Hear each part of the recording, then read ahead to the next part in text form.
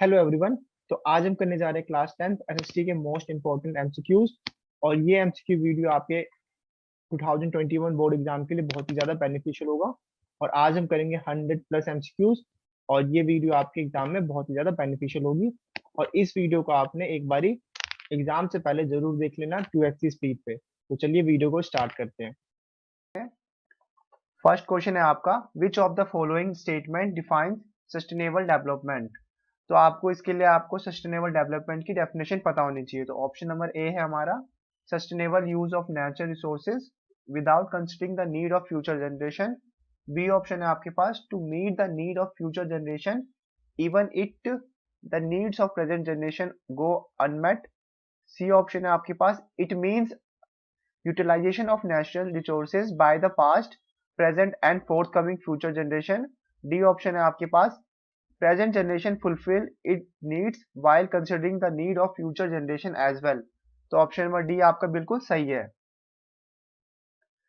Second question है आपके पास, development of a country can generally be determined by.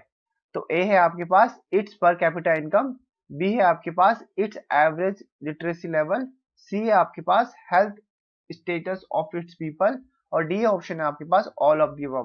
तो option number D all of the above correct answer है। Third question है, by national income we mean the money value of.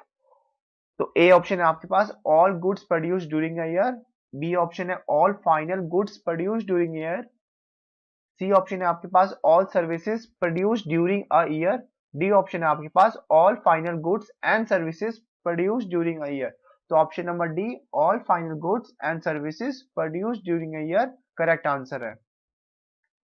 Fourth question है, according to per capita income prepared by the world bank in 2017 in which category is India included. तो आपको बताना है world bank 2017 के हिसाब से हमारा इंडिया का पर कैपिटा इनकम क्या है और हम किस कैटेगरी में आते हैं। तो ए ऑप्शन है आपके पास रिच कंट्रीज, बी है आपके पास मिडिल इनकम कंट्रीज, सी है आपके पास लो मिडिल इनकम कंट्रीज, और डी है नन ऑफ दी अबव। तो option number C low middle income countries सही आंसर है। फिफ्थ क्वेश्चन आपके पास, which of the following is not a criteria for comparing development of different countries. तो A option है educational level of people, B option है people's material procession, और C option है आपके पास देयर हेल्थ स्टेटस, और D option है आपके पास there पर कैपिटा इनकम। तो ऑप्शन नंबर बी सही आंसर है। सिक्स क्वेश्चन है, Kerala has a low infant mortality rate because. अब आपको बताना है कि केरला की जो लो इन्फेंट मोर्टेलिटी रेट है वो क्यों है। तो ऑप्शन नंबर ए है people of state are very rich, B option है climate of Kerala is very congenial and cozy, and C option है आपके पास state has adequate provision of basic health and educational facilities, और D option है आपके पास people take nutritious diet and are not addicted to drugs. तो option number D C आपका बिल्कुल सही आंसर है। सेवेंथ क्वेश्चन है, a person is considered under nourished if his BMI is. तो आपसे क्वेश्चन ने पूछा है कि अंडर नरिश्ड पर्सन जो है कब कहलाता है अगर उसका बीएमआई ए ऑप्शन है लेस देन 30.5, बी ऑप्शन है लेस देन 25.7, सी ऑप्शन है आपका लेस देन 20.9, और डी ऑप्शन है आपके पास लेस देन 18.5। तो option number D less than 18.5 सही आंसर है। एट्थ क्वेश्चन है आपके पास, find the incorrect option from the following. आपको इसमें से इनकरेक्ट ऑप्शन बताना है। तो ऑप्शन नंबर ए है for development people look at a mix of goal, B option है it is true that if women are engaged in paid work, their dignity in the household and society decrease.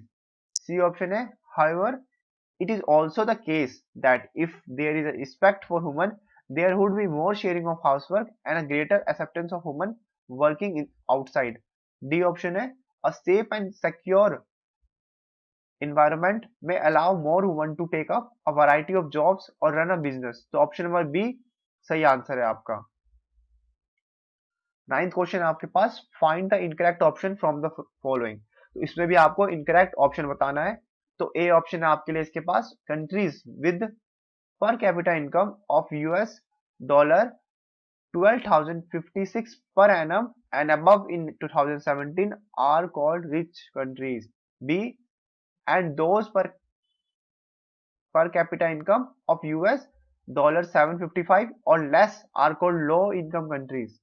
C option है आपके पास India comes in the category of low middle income countries. D option है आपके पास its per capita income in 2017 was just US 1820 per annum. तो इसमें जो गलत answer है वो है बी. तो ऑप्शन नंबर बी जो है आपका बिल्कुल सही आंसर है, क्योंकि आपको इसमें इनकरेक्ट ऑप्शन पूछा है, तो बी जो होगा सही आंसर होगा आपका. 10th क्वेश्चन पे आते हैं हम. What will be the top priority in the developmental goal of landless level. तो ऑप्शन नंबर ए जो है expansion of rural banking. B है आपका more days of work and better wages. C है आपका mental road for transportation. D option है आपके पास एस्टेब्लिशमेंट ऑफ हाई स्कूल. तो option number B more days of work and better wages सही answer है. 11th क्वेश्चन है आपके पास. Pick out the cause from below that enhance environment degradation. तो ए ऑप्शन है इसके लिए आपके पास प्लांटिंग ऑफ ट्रीज. बी है आपके पास prevention of factories wastage getting mixed up with river water. C है आपके पास ban on use of plastic bags. D है आपके पास allowing increase in the level of exhaust fumes emitted by car bus trucks. तो option number D जो है आपका बिल्कुल सही आंसर है. 12th क्वेश्चन है आपके पास. HDI stands for Human Development Index that focus on fill in the blanks with one of the following option. अब आपको इसमें चार ऑप्शन दिए गए. ए ऑप्शन है आपके पास लाइफ एक्सपेक्टेंसी. बी आपके पास gross enrolment ratio for 3 level of schooling. C है आपके पास नेशनल इनकम. और डी आपके पास ऑल ऑफ दी अबव. इसके अंदर आपको एक फिलअप दिया गया था, उसके चार ऑप्शन है, तो आपको जो ऑप्शन डी है वो बिल्कुल सही आंसर है. फर्स्ट क्वेश्चन है आपके पास. Which of the following profession belongs to the tertiary sector of economy. तो आपको बताना है इसमें से कौन सा जो प्रोफेशन है वो टर्शरी सेक्टर को बिलोंग करता है. तो ए ऑप्शन है आपके पास फिशरमैन. बी है फार्मर. सी है फैक्ट्री वर्कर. और डी है आपके पास टीचर. तो ऑप्शन नंबर डी टीचर सही आंसर है. सेकंड क्वेश्चन है. Most of the agriculture labour like Mohan depend upon the loan from informal sector. Which of the following statement about this sector is incorrect. तो आपको बताना है कि informal sector के बारे में आपको चार स्टेटमेंट दे रखी है, तो आपको बताना है कौन सा स्टेटमेंट जो करेक्ट है. A there are government bodies to supervise informal sector. B money lender asks for a reasonable rate of interest. C cost of informal loan to be borrower is quite high. D money lender use their means to get their money back. तो option number C cost of informal loan to be borrower is quite high. तो option number C जो है आपका बिल्कुल सही answer है, क्योंकि जो इनफॉर्मल लोन होते हैं उसके जो कॉस्ट होती है वो ज्यादा होती है. थर्ड क्वेश्चन आपके पास. Production of commodity mostly through the natural process is an activity in that sector. तो ऑप्शन नंबर ए है प्राइमरी. बी है सेकेंडरी. सी है टर्शरी. और डी है इंफॉर्मेशन टेक्नोलॉजी. तो ऑप्शन नंबर ए जो है प्राइमरी बिल्कुल सही आंसर है. फोर्थ है GDP is the total value of dash produce during a particular year. तो जीडीपी क्या चीज मिलकर बनाती है. A all goods and services. B all final goods and services. C all intermediate goods and services. D all intermediate and final goods and services. तो option number B all final goods and services सही answer है. Fifth question है. in terms of GDP the share of tertiary sector in 2013 and 14 is. तो आपको बताना है कि GDP का जो शेयर था टर्शरी सेक्टर के अंदर, आपको ईयर याद रखना है. 13 और 14 का पूछा गया इसमें, तो कौन सा ऑप्शन सही होगा. ए है आपका बिटवीन 20 to 30%. बी है 30 to 40%. सी है 50 to 60%. और डी है आपका 60 to 70%. तो ऑप्शन नंबर डी 60 to 70% बिल्कुल सही आंसर है. सिक्स्थ क्वेश्चन है आपके पास. Economy survey is published by the. अब आपको बताना है कि इकोनॉमी सर्वे कौन पब्लिश करता है. ए है आपके पास option national sample survey organisation. B है आपके पास ministry of statics and planning. C है आपके पास मिनिस्ट्री ऑफ फाइनेंस. और डी है आपके पास ministry of commerce and trade. तो option number C ministry of finance सही आंसर है. सेवेंथ क्वेश्चन है. The sector which has emerged as a large producing sector in India? Is A primary sector, B secondary sector, C tertiary sector और D option है आपके पास none of the above। तो option number C tertiary sector बिल्कुल सही answer है। 8th question है the sector are classified into public and private sector on the basis of A employment conditions, B the nature of economic activity, C ownership of enterprises और D है आपके पास number of worker employed in the enterprises। तो option number C ownership of enterprises सही answer है। 9th question है आपके पास which sector of economy is largest employer. तो कौन सा सेक्टर जो है सबसे ज्यादा एम्प्लॉय क्रिएट करता है? तो ए है इंडस्ट्रियल सेक्टर, बी है एग्रीकल्चर सेक्टर, सी है प्राइमरी सेक्टर और डी है आपके पास नन ऑफ द अबव। तो option number C primary sector बिल्कुल सही आंसर है। 10th क्वेश्चन है आपके पास which of the following occupation suffer from under employment. अब इसमें बताना है आपको कौन सा जो इसमें प्रोफेशन है या ऑक्यूपेशन है अंडर एम्प्लॉयमेंट के अंदर आता है। ए है टीचर, बी है कैजुअल लेबर, सी है बैंक एम्प्लॉय और डी है आपका पुलिस कांस्टेबल। तो option number B casual labour suffer करता है एक अंडर एम्प्लॉयमेंट से। तो option number B casual labour सही आंसर है। 11th है आपके पास find the incorrect option from the following. तो आपको इसमें 4 स्टेटमेंट दे रखी है और आपको इसमें इनकरेक्ट ऑप्शन बताना है। ए है आपके पास MNREGA has implemented in 625 districts of India. B.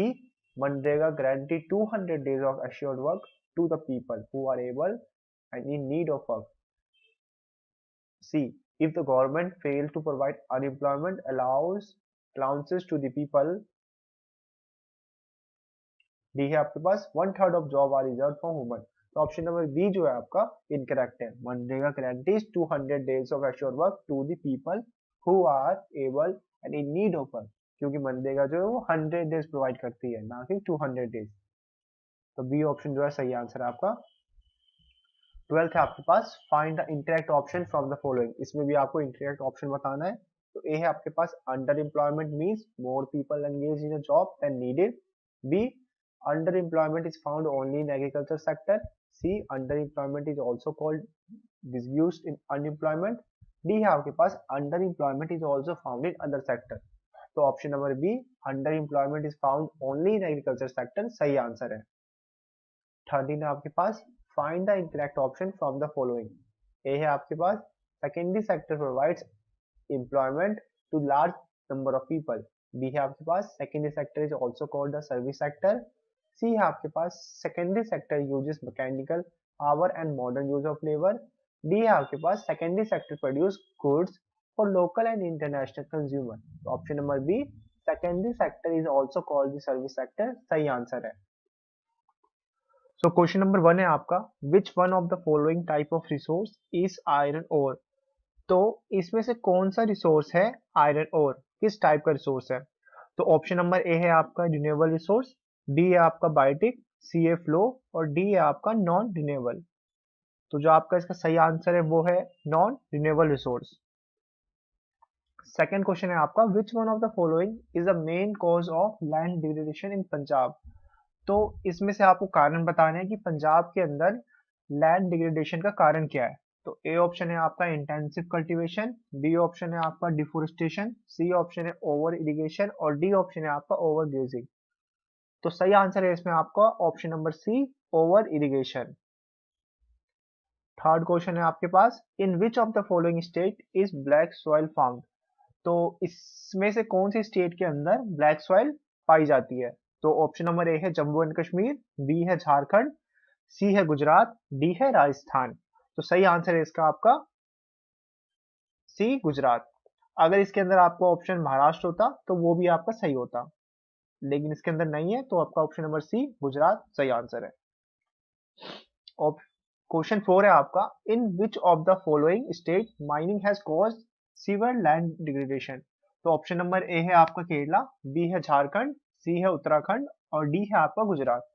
तो आपका जो सही आंसर है वो है option number B Jharkhand. Question 5 है आपके पास red soil is reddish in colour due to.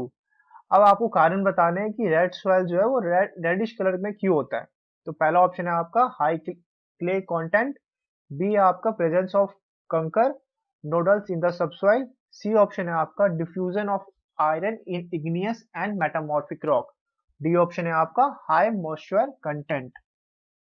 तो ऑप्शन नंबर सी जो है आपका बिल्कुल सही आंसर है, diffusion of iron in igneous and metamorphic rock.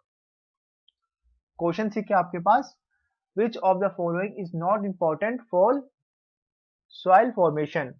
तो ऑप्शन नंबर ए है आपके पास पेरेंट रॉक, बी है आपके पास रिलीफ, सी है आपके पास क्लाइमेट और डी है आपके पास ड्यूरेशन ऑफ डे। तो ऑप्शन नंबर डी जो है वो बिल्कुल सही है, duration of day.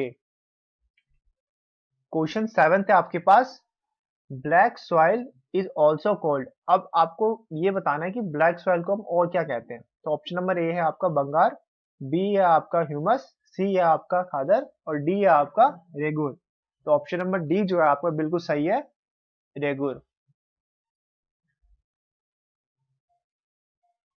Question number 8 है आपके पास black soil is deficient in. अब ब्लैक सॉइल जो है डेफिशिएंट किसके अंदर होता है। अब आपके पास ऑप्शन है आपके पास पहला ए ऑप्शन है कैल्शियम कार्बोनेट, बी ऑप्शन है फॉस्फोरिक कंटेंट, सी ऑप्शन है मैग्नीशियम और डी ऑप्शन है आपके पास पोटैश। तो ऑप्शन नंबर बी जो है आपका बिल्कुल सही है, फॉस्फोरिक कंटेंट्स। क्वेश्चन 9 है आपके पास which of the following soil has self irrigation capacity. तो ए ऑप्शन है आपके पास एलुवियल सॉइल, बी ऑप्शन है आपके पास माउंटेन सॉइल, सी ऑप्शन है ब्लैक सॉइल और डी ऑप्शन है आपके पास रेड सॉइल। तो जो आपका ऑप्शन नंबर सी है वो बिल्कुल सही है, ब्लैक सॉइल। 10th क्वेश्चन है आपके पास which of the following is not a measure for soil conservation. तो ऑप्शन नंबर ए है आपके पास स्ट्रिप क्रॉपिंग, बी है आपके पास टेरिस कल्टीवेशन, सी है आपके पास शेल्टर बेल्ट और डी ऑप्शन है आपके पास over drawing of ground water. तो जो इसका सही आंसर है आपके पास over drawing of ground water, बिल्कुल सही है, option number D. 11th question है आपके पास ploughing along the contour line to decelerate the flow of water down the slope is called. अब इसे कहते क्या है। ए ऑप्शन है आपके पास शीट इरोजन, बी ऑप्शन है आपके पास काउंटर प्लगिंग, सी ऑप्शन है आपके पास टेरिस कल्टीवेशन और डी ऑप्शन है आपके पास स्ट्रिप क्रॉपिंग। तो ऑप्शन नंबर बी जो है बिल्कुल सही आंसर है, काउंटर प्लगिंग। 12th क्वेश्चन है आपके पास under which of the following type of resource can tidal energy be put. तो ऑप्शन नंबर ए है आपके पास रिप्लेनिशेबल, बी है आपके पास एबाइटिक, सी नॉन रिन्यूएबल और डी है आपके पास ह्यूमन मेड। तो ऑप्शन नंबर ए जो है आपका बिल्कुल सही आंसर है। अब आ गए हम 13 क्वेश्चन के ऊपर विच one of the following is a main cause of land degradation इन पंजाब। तो ऑप्शन नंबर ए है आपके पास इंटेंसिव कल्टीवेशन, बी है आपके पास ओवर ग्रेजिंग, सी है आपके पास ओवर इरिगेशन और डी ऑप्शन है आपके पास डिफोरेस्टेशन। तो ऑप्शन नंबर सी जो है बिल्कुल सही आंसर है, over irrigation. In which of the following state is terrace cultivation practice. अब इनमें से कौन से स्टेट के अंदर टेरिस कल्टीवेशन होता है। तो ऑप्शन नंबर ए है पंजाब, बी है हरियाणा, सी है उत्तरांचल और डी है आपका प्लेन ऑफ यूपी। तो सही आंसर जो है वो आपका C Uttaranchal. 15th in which of the following state is black soil found. तो ये जो आपका क्वेश्चन ये बताना है आपको कि ब्लैक सॉइल कौन से स्टेट में पाया जाता है। तो ए ऑप्शन है आपके पास जम्मू कश्मीर, बी है झारखंड, सी है राजस्थान और डी है गुजरात। तो ऑप्शन नंबर डी जो है बिल्कुल सही है। 16 क्वेश्चन है आपके पास area sown more than once in an agriculture year plus net sown area is known as। तो ऑप्शन है आपके पास नेट सोन एरिया, बी है आपके पास फॉरेस्ट कवर, सी है आपके पास वेस्टलैंड और डी ऑप्शन है आपके पास ग्रोस क्रॉप्ड एरिया। तो ऑप्शन नंबर डी जो है बिल्कुल सही आंसर है। 17 क्वेश्चन है आपके पास land that is left uncultivated for more than 5 agriculture year is called. अब आपको इसका आंसर देना है। तो ऑप्शन नंबर ए है आपके पास पैस्चर लैंड, बी है आपके पास कल्चरेबल वेस्टलैंड, सी है आपके पास बैरन लैंड और डी है आपके पास करंट फैलो। तो ऑप्शन नंबर बी जो है कल्चरेबल वेस्टलैंड। तो ऑप्शन नंबर बी आपका बिल्कुल सही आंसर है। 18 क्वेश्चन पे हम अब resources that take long geological time for their formation are called.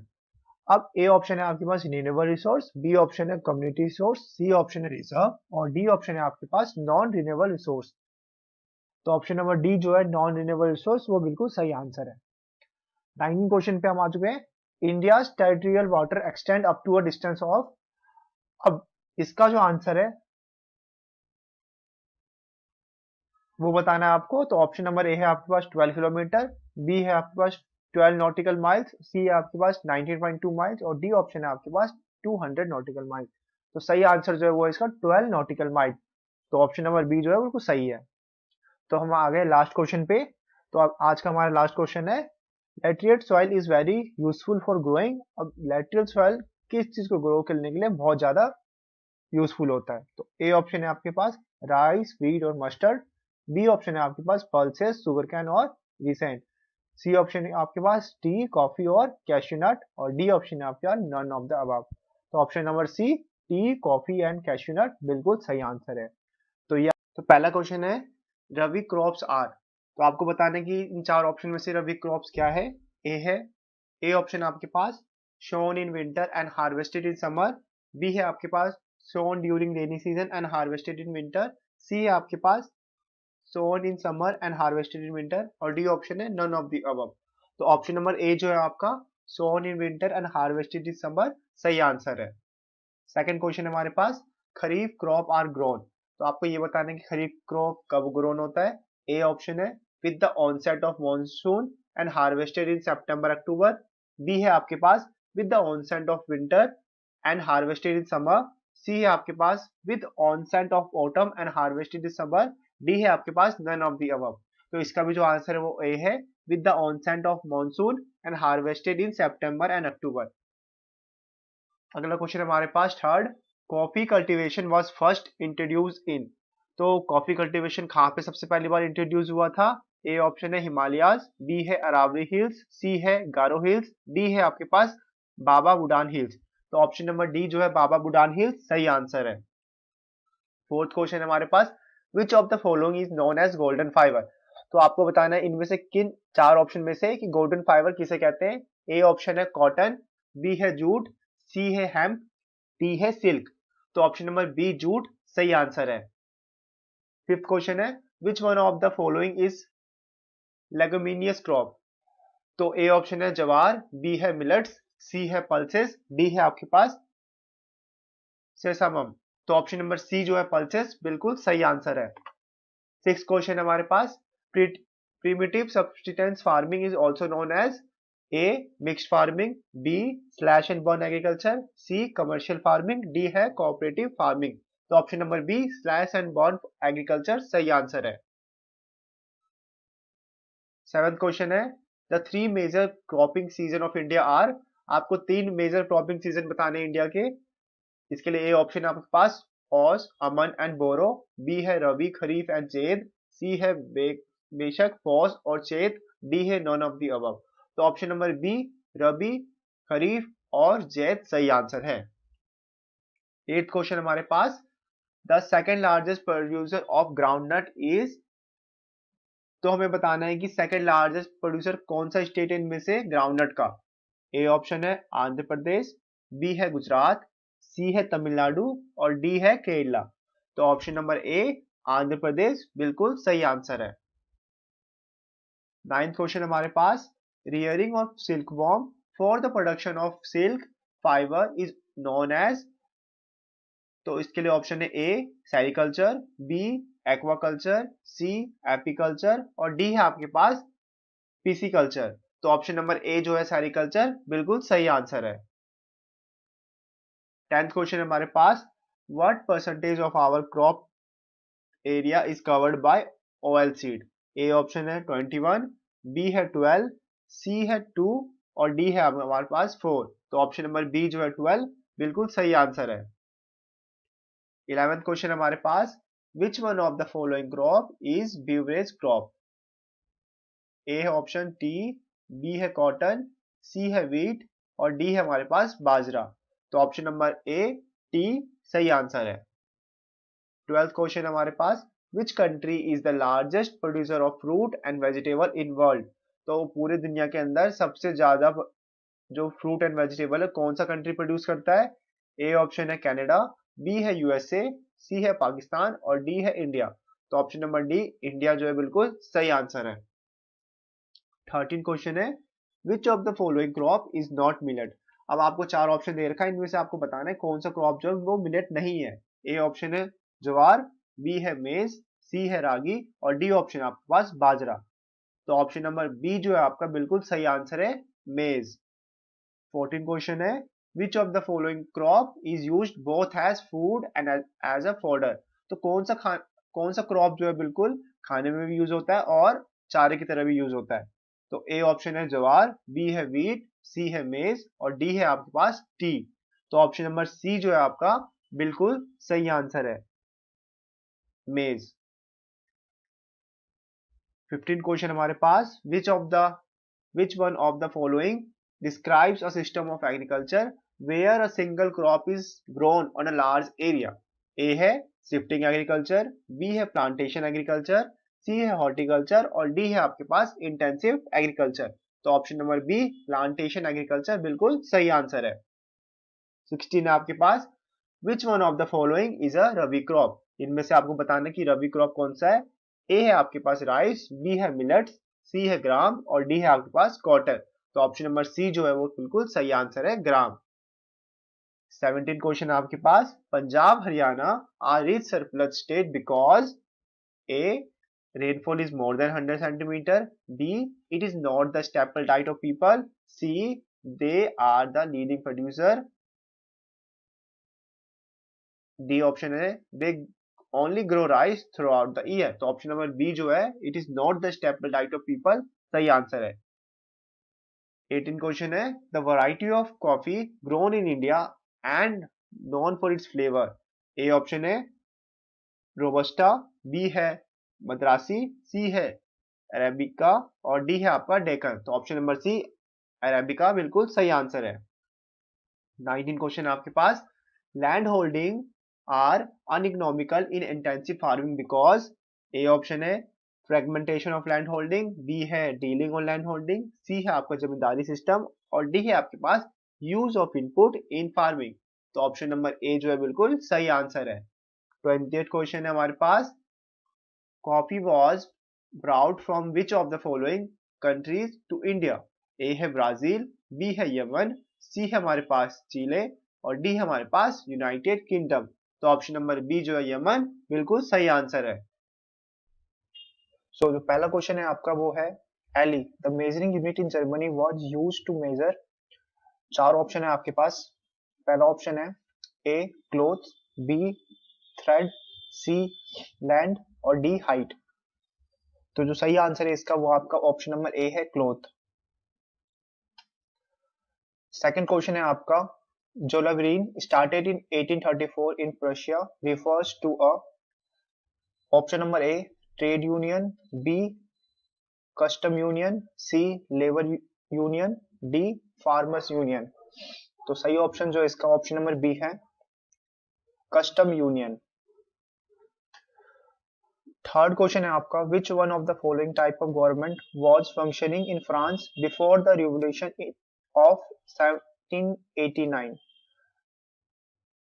तो 1789 से पहले फ्रांस में किस टाइप की गवर्नमेंट थी। A dictatorship, B military, C body of French citizen और डी मोनार्की। तो जो सही ऑप्शन है इसका आपका ऑप्शन नंबर डी मोनार्की है। फोर्थ क्वेश्चन है आपका which of the following countries is considered as the cradle of European civilisation. तो पहला ऑप्शन है आपका England, B France, C Greece और डी रशिया। तो सही ऑप्शन है इसका आपका C Greece. Question number fifth nationalism which emerge as a force in the late 19th century means.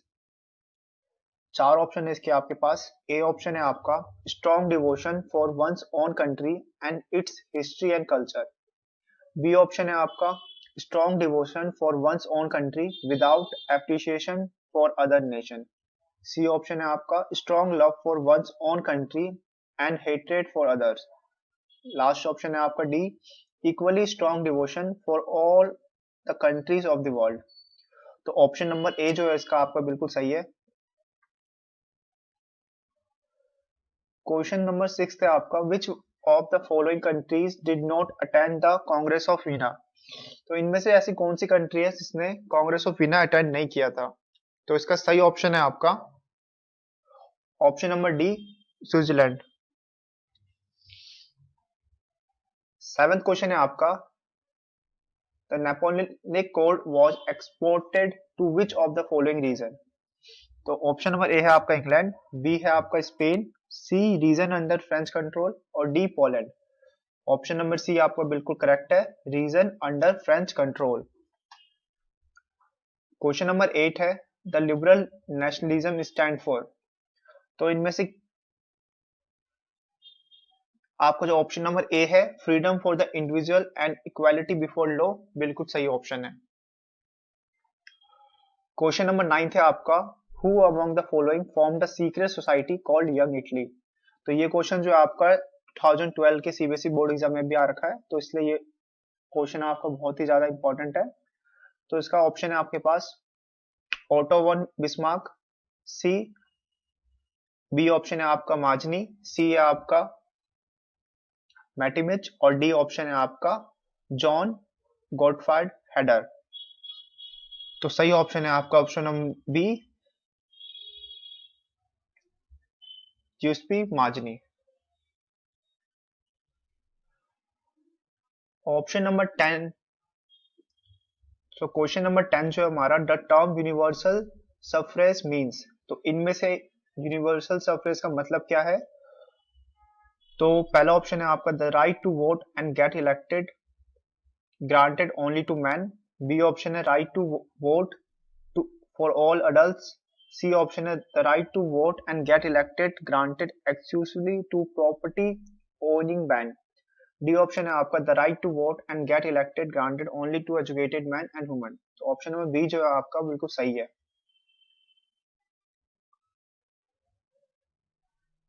Question number 11 है आपका, the treaty of recognized Greece an independent nation. तो A option है आपका वीना 1815, बी है आपका कॉन्स्टेंटिनोपल 1832, सी Warsaw 1814, D है आपका लिपिजिंग 1813। तो सही ऑप्शन है आपका option number B. Question number 12 है आपका, who said when France sneezes the rest of Europe catches cold. तो इसमें से जो क्वाइट है इसमें किसने कहा है? तो 4 ऑप्शन है आपके पास और जो ऑप्शन नंबर डी है वो आपका बिल्कुल ही सही है। 13, who played the leading role in the unification of Germany. इसमें से किसने जर्मनी को यूनाइट करने में एक अहम भूमिका निभाई थी? तो इसमें 4 ऑप्शन है आपके पास, जर्मन एम्परर, बी ऑप्शन है आपका Otto von Bismarck, C option है आपका जॉन हर्डर, डी ऑप्शन है आपका ऑस्ट्रेलियन चांसलर। तो ऑप्शन नंबर बी जो है आपका बिल्कुल सही है।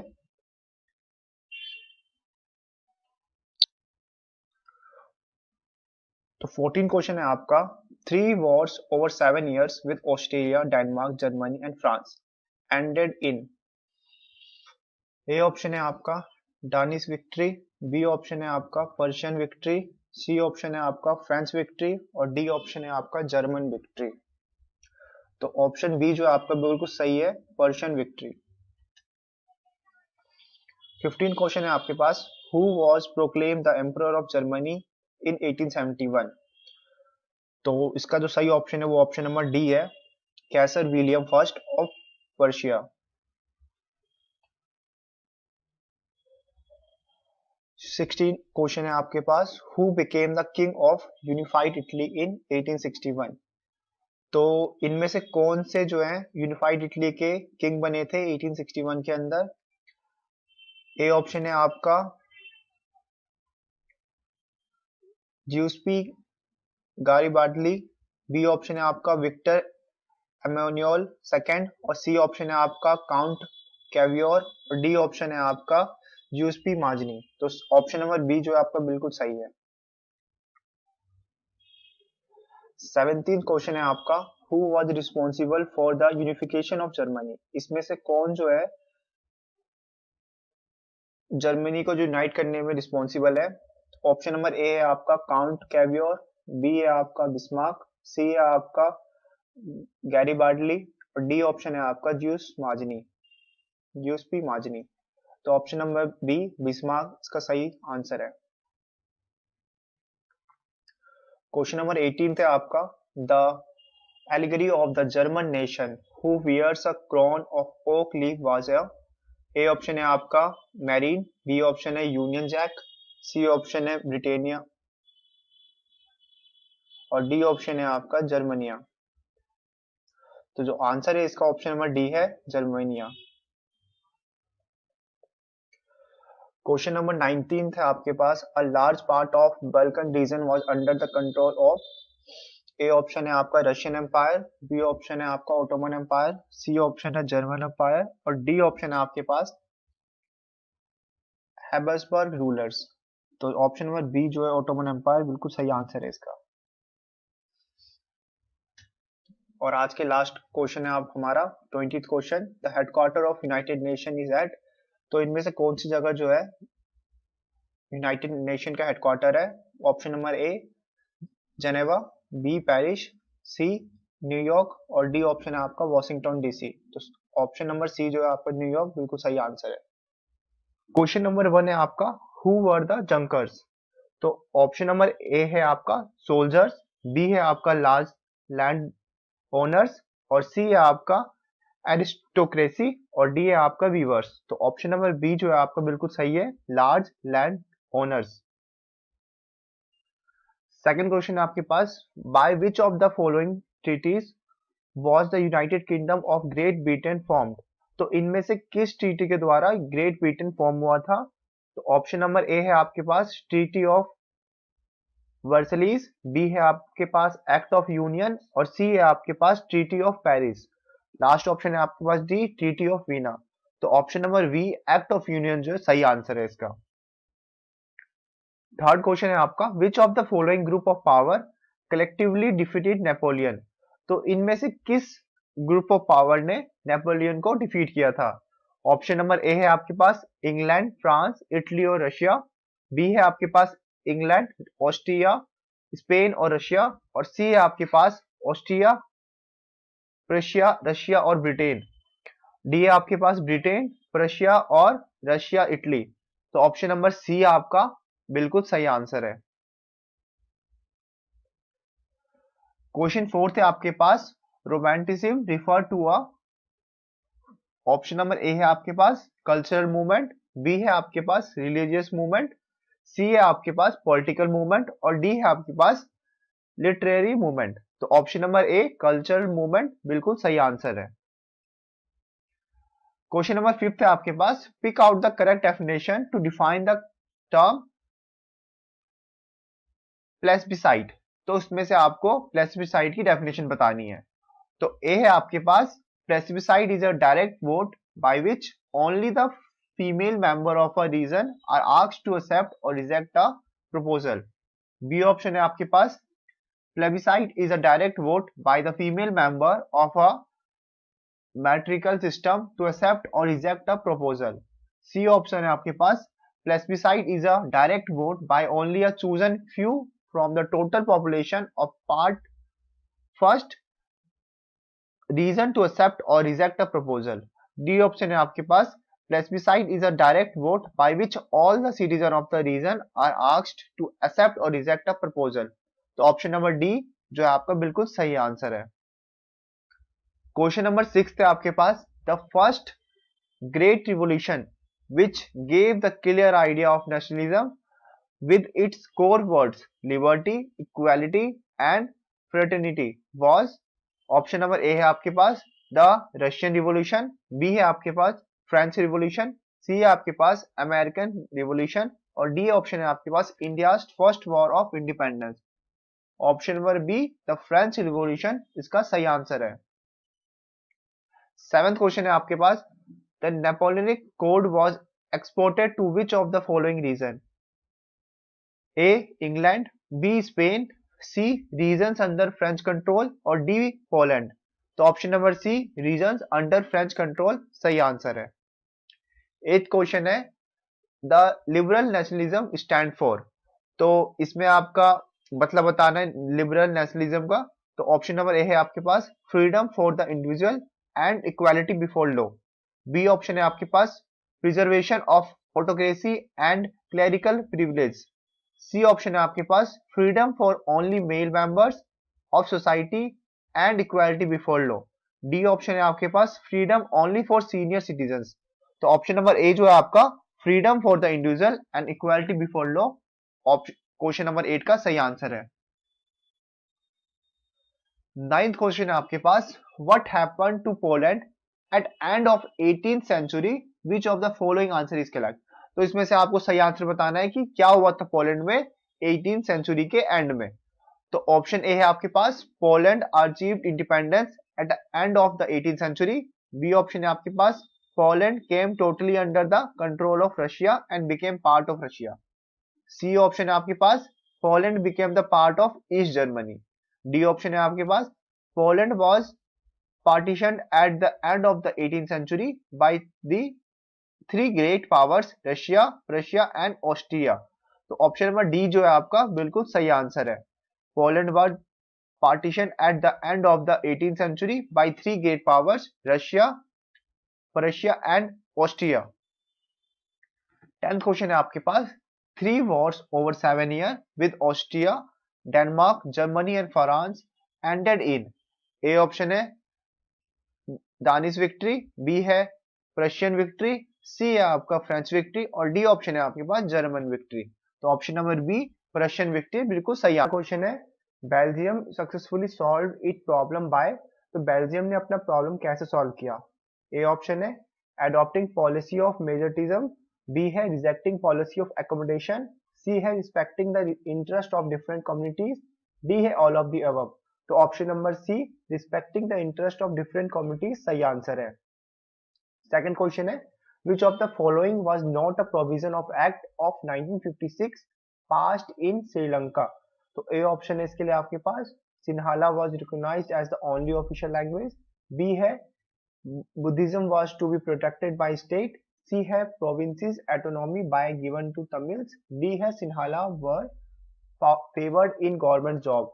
तो इसमें जो प्रोविजन नहीं है वो बताना है। तो option number C provinces autonomy was given to Tamil सही आंसर है।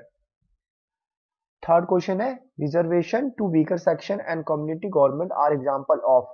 तो ये किसका एग्जांपल है। ए ऑप्शन है आपका power sharing between different organ of government, B है power sharing among different social group, C है आपके पास power sharing among political parties, pressure group and movement, D option है ऑल ऑफ द अबव। तो question option जो B है आपका वो बिल्कुल सही आंसर है power sharing among different social group.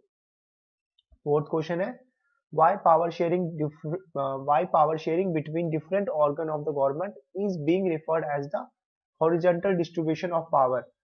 तो ए ऑप्शन है इसके लिए आपके पास different organ of government can exercise unlimited power, B option है different organ of government are placed at the same level and check each other, C option है different level of government can exercise different power, D option है आपके पास different level of government can exercise unlimited power। तो option number B बिल्कुल सही answer है।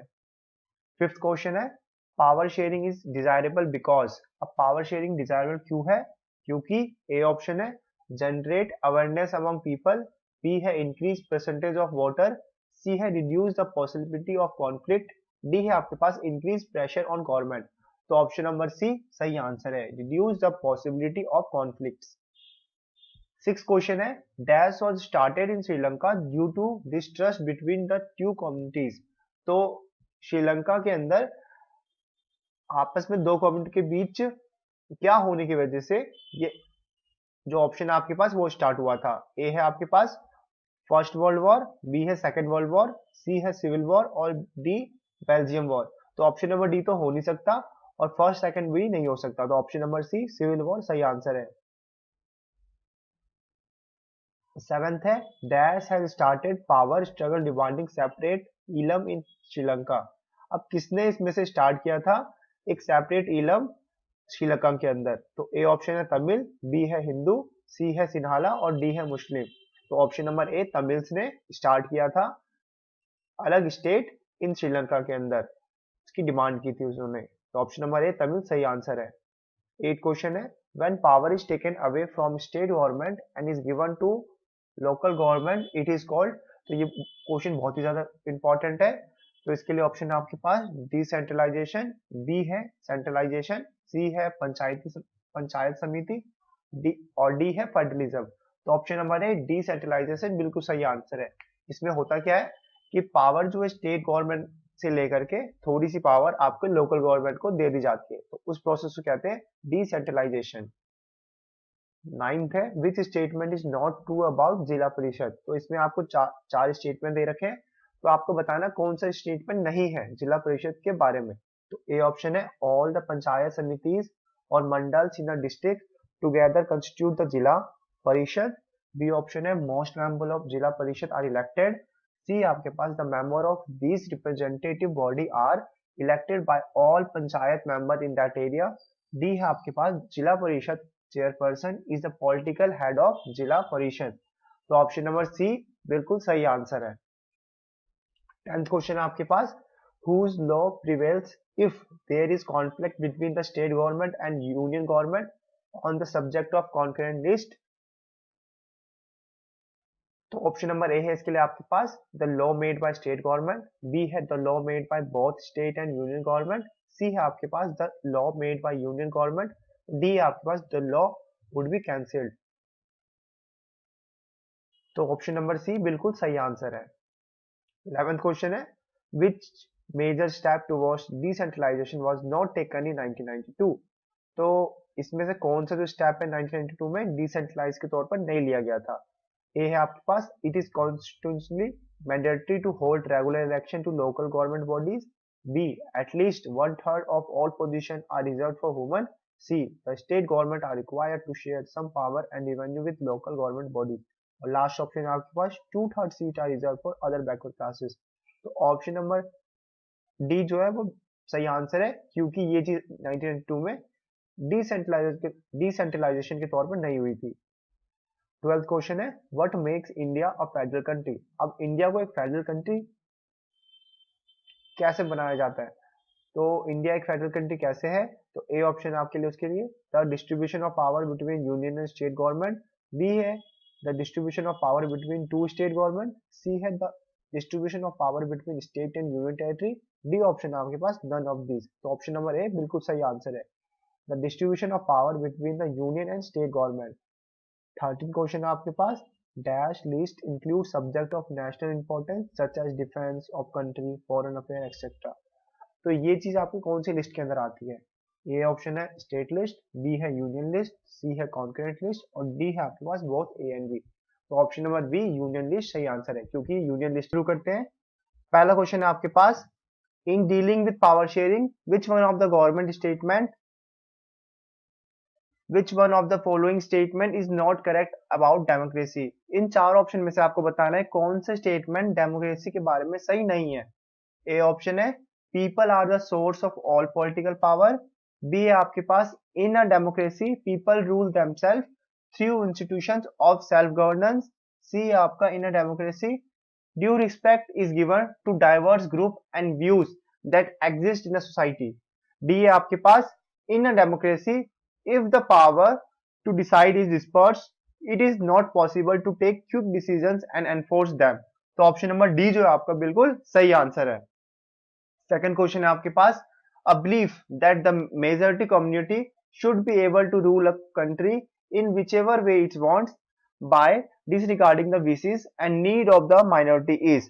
A है आपका पावर शेयरिंग, बी है सेंट्रल गवर्नमेंट, सी है आपका मेजोरिटेरिज्म और डी है आपका कम्युनिटी गवर्नमेंट। तो सी ऑप्शन आपका बिल्कुल सही आंसर है। थर्ड क्वेश्चन है, a system of check and balances is another name for which of the following power sharing arrangement. A option है power sharing among different social group, B है आपके पास vertical decision of power और power shared among different level of government, C option है आपके पास horizontal division of power और power shared among different organ of government. D है आपके पास power sharing is the form of political parties, pressure group and governments. तो C option आपका बिल्कुल सही आंसर है। फोर्थ क्वेश्चन है Belgium share border with France, Netherland and, तो आपको बताना कि बेल्जियम और इन चारों में से किस कंट्री के साथ बॉर्डर शेयर करता है। ए ऑप्शन है इंग्लैंड, बी आपके पास नॉर्वे, सी आपका लग्जमबर्ग और डी आपका इटली। तो ऑप्शन नंबर सी लग्जमबर्ग बिल्कुल सही आंसर है। फिफ्थ क्वेश्चन है in the capital city Brussels 80% people speak. अब आपने जब चैप्टर पढ़ा होगा तो आपने डिस्ट्रीब्यूशन पढ़ी होगी कि ब्रुसेल्स के अंदर कितने परसेंट लोग क्या बोलते हैं, तो आपको बताना है 80% लोग क्या बोलते हैं। ए ऑप्शन है फ्रेंच, बी है डच, सी है जर्मन और डी है आपका इंग्लिश। तो ऑप्शन नंबर ए फ्रेंच बिल्कुल सही आंसर है। सिक्स क्वेश्चन है 20% of people of Brussels speak. अब आपको ये बताना है कि 20% ऑफ पीपल ब्रुसेल्स में क्या बोलते हैं। ए ऑप्शन है डच, बी है इंग्लिश, सी है जर्मन और डी है आपका इटालियन। तो ऑप्शन नंबर ए जो है आपका बिल्कुल सही आंसर है, डच। सेवेंथ क्वेश्चन है what percentage of Sri Lankan population is Tamil speaking. अब कितने परसेंट लोग जो है श्रीलंका के अंदर वो तमिल स्पीकिंग के हैं। तो ए ऑप्शन है 50%, बी है 20% और सी आपका 18% और डी है आपका 16। तो ऑप्शन नंबर सी जो है आपका बिल्कुल सही आंसर है, 18। एट्थ क्वेश्चन है most of the Sinhalese speaking people in Sri Lanka are. अब ज्यादातर जो सिंहलीज स्पीकिंग पीपल है श्रीलंका के अंदर वो कौन से रिलीजन से बिलोंग करते हैं। ए ऑप्शन है हिंदूज, बी है क्रिश्चियन, सी है मुस्लिम और डी है आपका बुद्धिस्ट। तो ऑप्शन नंबर डी बुद्धिस्ट सही आंसर है। नाइन्थ क्वेश्चन है आपके पास when did Sri Lanka emerge as a independent country. तो आपको ये बताना है कि श्रीलंका को इंडिपेंडेंट कौन से ईयर में मिला। तो ए ऑप्शन है 1949, बी है आपका 1950, सी है आपका 1948 और डी ऑप्शन है आपके पास 1951। तो ऑप्शन नंबर सी 1948 बिल्कुल सही आंसर है। 10th क्वेश्चन है when did civil war of Sri Lanka end. अब कौन सी ईयर के अंदर जो श्रीलंका के अंदर सिविल वॉर चल रहा था वो एंड हो गया है। तो ए ऑप्शन है 2010, बी है आपका 2009, सी है आपका 2005 और डी है आपका 2011। तो ऑप्शन नंबर बी 2009 सही आंसर है। 11th क्वेश्चन है the idea of power sharing has emerge in opposition to A democracy, B है आपका डिक्टेटरशिप, सी है आपका मोनार्ची और डी है आपका undivided political power under one set. तो ऑप्शन नंबर डी जो है आपका बिल्कुल सही आंसर है। 12th क्वेश्चन है give an example of horizontal distribution of power. तो आपको हॉरिजॉन्टल डिस्ट्रीब्यूशन ऑफ पावर का एग्जांपल देना है। इसके लिए चार ऑप्शन है। ए है आपका गवर्नमेंट एट प्रोविजनल और रीजनल लेवल, बी है आपका legislature, executive and judiciary, C है आपका अमंग डिफरेंट सोशल ग्रुप्स और डी ऑप्शन आपके पास political parties, pressure group and movements. तो ऑप्शन नंबर बी जो आपका लेजिस्लेचर, एग्जीक्यूटिव एंड जुडिशरी सही आंसर है। तो आज की ये वीडियो खत्म होती है।